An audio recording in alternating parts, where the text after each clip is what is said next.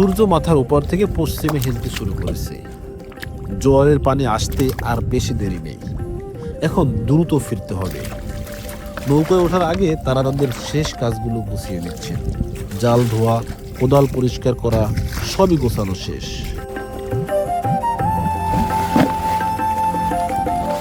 মাশাআল্লাহ, মাছগুলো দেখুন, একদম জ্যান্ত। শহরের সুপার শপে আমরা যে ফ্রোজেন চিংড়ি কিনি তার সাথে কিন্তু এর কোনো তুলনাই হয় না। প্রকৃতির একদম সতেজ উপহার। রূপালী আর লালচে রঙের চিংড়িগুলো রোদের আলোয় চকচক করছে।